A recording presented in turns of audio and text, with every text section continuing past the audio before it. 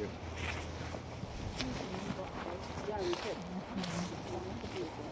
Anyway. Thank you for joining us today. I'm joined today by Mayor Young and Councillor Pollard, Councillor Beckett, Councillor Hanson, and I'm Bill Hamilton, City Councillor as well. I'd like to begin by acknowledging that we are on land. I'd like to begin by acknowledging that the land we are gathered on is Treaty 6 territory. We acknowledge the many First Nations, Métis, Inuit, whose footsteps have marked these lands for centuries. We understand that we are all treaty people with shared responsibility to this land and to each other. We strive to build reciprocal and respectful relationships with the land, environment, and its people. Thank you. Okay, honored guests and councillors, welcome to this special event for the big unveil that we have here today and dedication. I'd like to thank you all for coming out today and being part of our history. We as members of communities in Bloom and Leduc Alberta Society, we are an exceptional group of volunteers who have done some incredible projects in this community. I'm just waiting for the chicken back there. Look around you and you can see what were our visions and what has come to life. The Stone Garden structure, Judy's Way, Grimma Gardens, Betty's Bowl, the perennial gardens, and this whole site in general. We've had incredible backing from our city council and the guidance and help of community services and public services. But it was still with the members and their families that came out and did the needful thing on these events, on the evenings and weekends that it took to accomplish them. It would have been so easy for a lot of them just to say, oh, sorry, I can't make it, I'm busy. They came out. Applause for the judge. Leduc Alberta is so lifetime friendships formed throughout these two particular projects here. Our visions have come about through the creativity of one person, Garner-Tomas of Garner Studios. Through her talented hands first came the plowman, behind you, the statue of him. And then once we could fund this sculpture, through volunteering for work in casinos, another vision has come to life. Thank you, Tanya, for your talents. Lost my place. Part of us will live on for generations to come back here and reminisce and imagine how life would have been in days gone by. I could go on and on about the research that was done to put the statue to look right. But I'm just going to back up because I forgot to say this. The history on this site here, at the end of the barn structure, there is a plaque there that goes back to the original structure that was built in 1921 to 1990 when it was purchased by the city from the working dairy farm that it was, and then the fire that decimated it, and then Communities in Bloom. We stepped up, and then we formed a separate committee, the Leduc Alberta Society, to raise funds and carry on this vision. It's been a lot of volunteers, some still here, some have retired from the community or from our organization, but their interest is still here. So anyway, take a chance to read that there, but back to the original speech here. I could go on about the research that was put into this to look the way it is. And I say from the shoes to the bonnets and to her trusty sidekick. But use your imagination, you'll feel it in. So anyway, I'd like to turn it over now to you, Tanya, to say a few words and carry on from there. Yeah. Sorry. I was tidying house. I'll go get it. All right. Sorry. Yes, so come closer.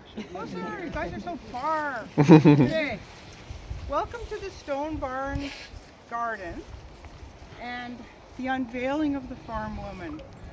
My name is Garner-Tomas, and I'm the sculptor that built this stainless steel tribute to farm women and farming in this area and in this beautiful park.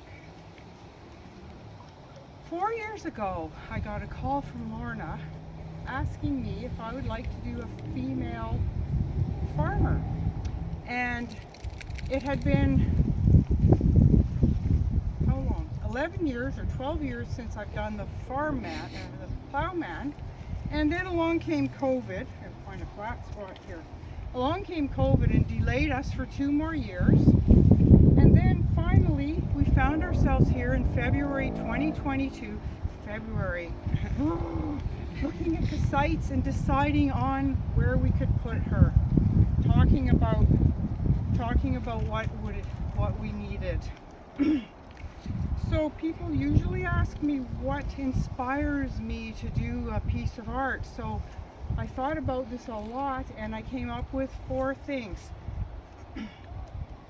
One was the reference material provided by the Leduc staff, which showed clothing from the 1920s that a woman might wear, all kinds of things, but the one I chose was a sort of a slim dress with a belt made of cotton ticking and a bonnet with boots, which was kind of like an overall that a woman might wear.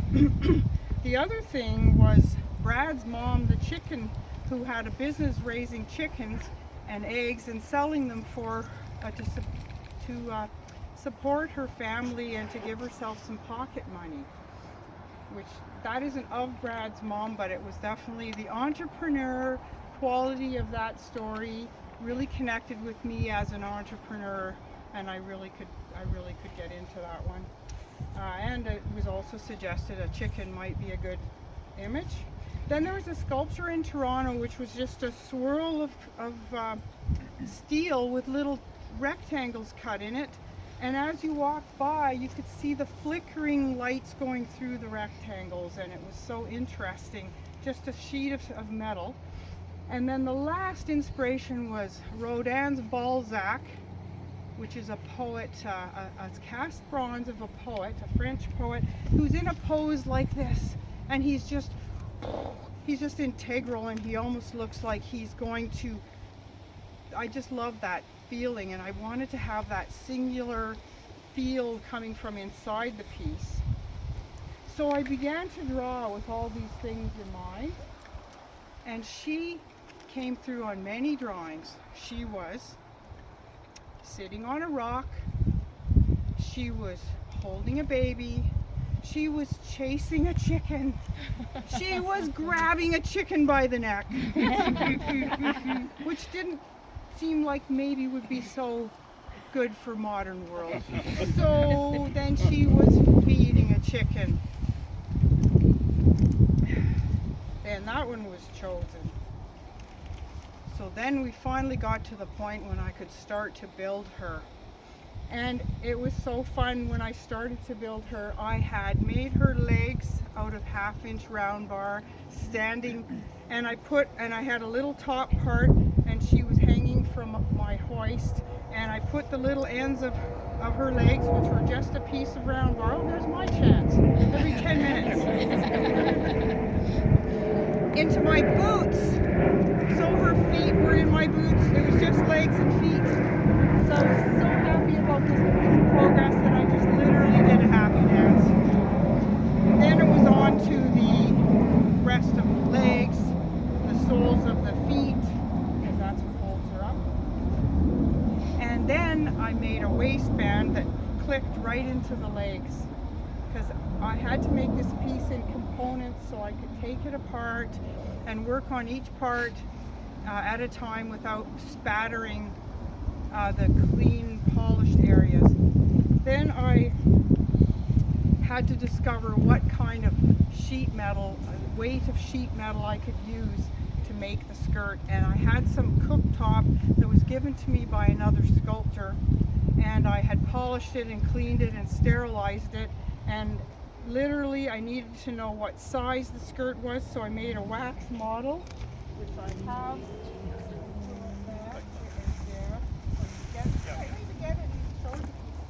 And so I made her, I measured her all up small and then made it large and made like a dressmaker pattern. I don't know if anyone knows how a dress pattern looks, but traced it out, cut it out, and then experimented with that.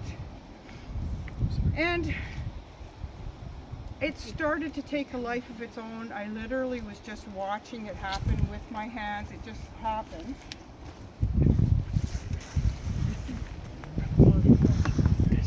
And next I made a waist bodice. That's a bit of a distraction, I guess. So her whole skirt became a work of art on its own.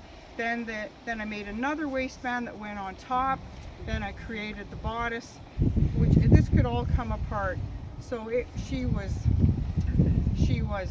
her legs, her skirt, her bodice, her head, her collar, and the chicken were all separate until the last hours. Yeah, that collar piece I'm going to show them next.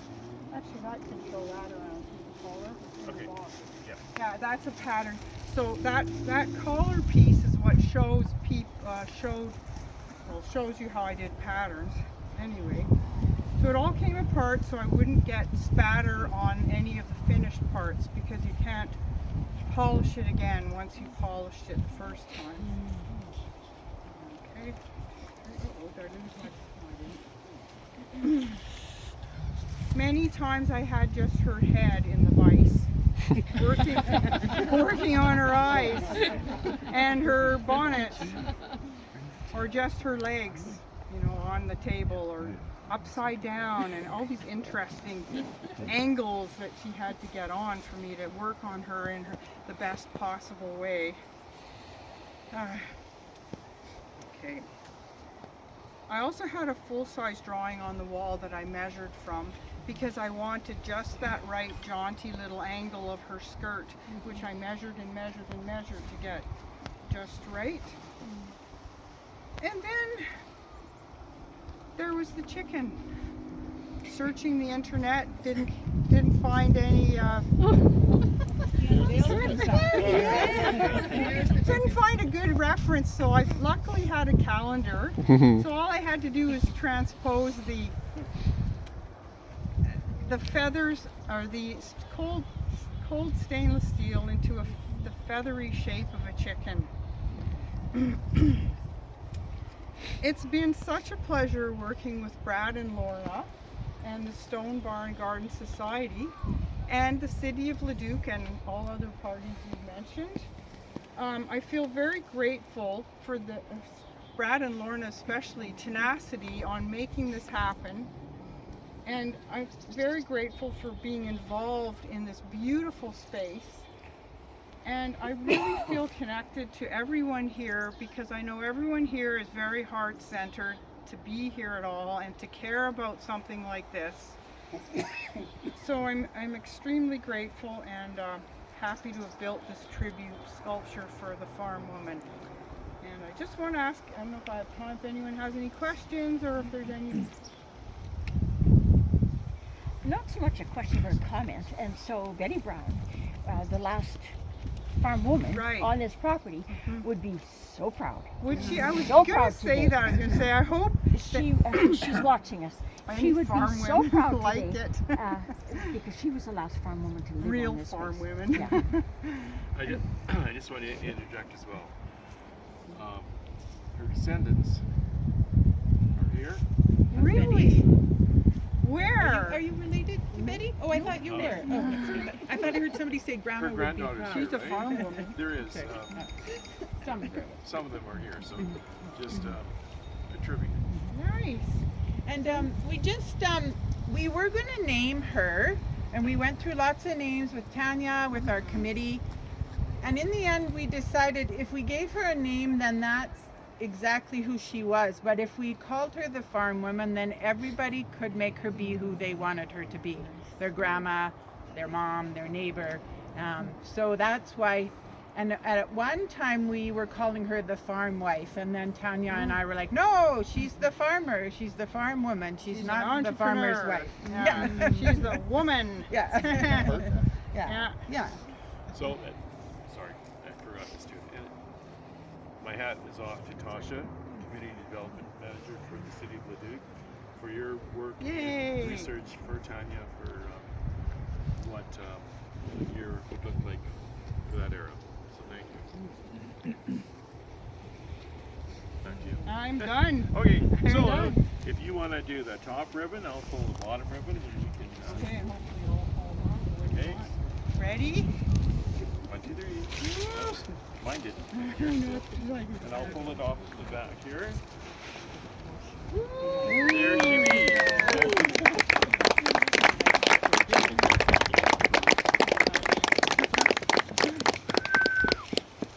She is unveiled. All right, you need to smile. you gotta stay for the paparazzi. Ah. Yeah, anybody wants to take pictures? Oh, you guys got a plaque. Tell us why you're hurt. Play it around a bit. Lorna, and we'll stand in there Oh, with her. okay. Yep. Yeah, you guys. You You guys. guys were the integral. All right. I'll just, Integral. I'll just hang this inside. There we go. Chicken little. 3.